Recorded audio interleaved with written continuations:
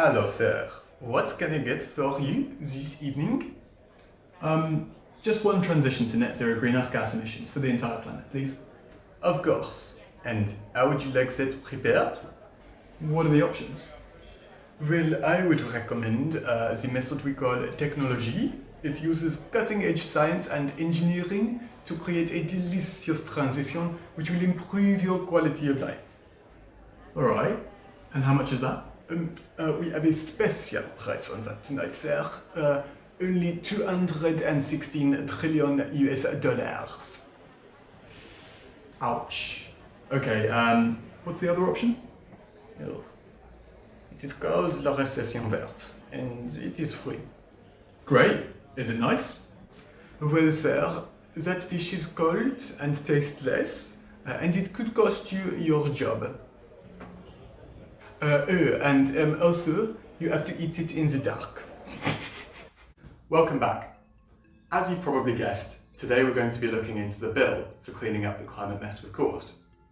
This is the first episode in a 9-part series where we work out how to pay for decarbonisation. I'll build an investment model, evaluate the impacts on different countries and industries, and discuss who should pay for it all.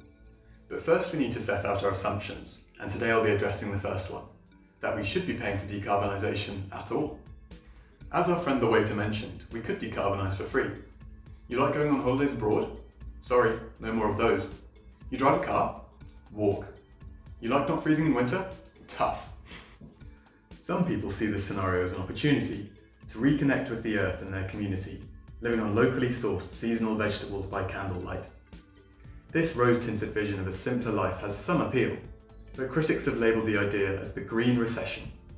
They point instead to the other end of the spectrum, futuristic visions of carbon scrubbing machines on every street corner, flying electric cars and lab-grown steaks.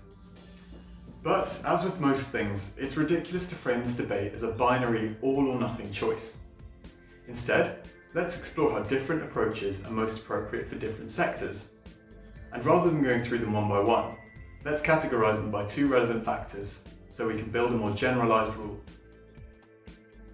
Fossil fuels enabled an unprecedented level of prosperity for many, so giving them up will require sacrifices. Given that you're watching this video, you may be prepared to give up some creature comforts, but it's going to be a hard sell to the general public. So let's categorise each source of emissions as either an acceptable or an unacceptable sacrifice. Green technologies can replace most emissions sources now, and in the long run they'll probably be able to cover all sources, but in the meantime, some are still in the R&D phase. That doesn't mean that they're unsolved problems, just that they're prohibitively expensive and will continue to be so until efficiencies progress. So let's categorise each emissions source as either having available or unavailable replacement technologies. Now, if we plot these on a table, we will be able to prescribe policy solutions to each. The vast majority of sources fall into this category: unacceptable sacrifices with available replacements. For example, heat pumps, electric cars, renewable electricity, and most manufacturing processes. And the solution for these is clear: invest. Households and businesses should be buying these technologies, and governments should be subsidising them. The next category is unacceptable sacrifices with unavailable replacements. Flights are arguably an acceptable sacrifice, but I've put them in this category because many Western holidaymakers would disagree. Steel and concrete production are also in here, but they should drop out within the next few years because replacement processes are now on the market and getting cheaper. The prescription for this category is to offset until available, via forestry, peatland restoration, or carbon capture and storage. Now we look at acceptable sacrifices with unavailable replacements. I've put not eating meat in here, but this one's contentious on both counts. Vegetarians would argue that there are great substitutes to meat out there, and while I agree, the meat eaters I've spoken to generally don't, and they're the majority. On the other side, carnivores would argue that it's not an acceptable sacrifice, but I think there's probably some level of reduced intake that we can agree on. Feel free to disagree with me in the comments, but regardless of the example, the treatment of any sources which do fall into this category should be abstention. Finally, acceptable sacrifices with available replacements. I've used the example of waste for this category because households can make use of a high-tech solution, the food bin, to prevent methane emissions. Industry can prevent methane leaks by fixing pipes, and neither of these solutions involves much of a sacrifice. The policy prescription is to regulate. Irresponsible disposal should be illegal, and municipalities and councils should be required to provide biodegradable waste collection services. So there you have it.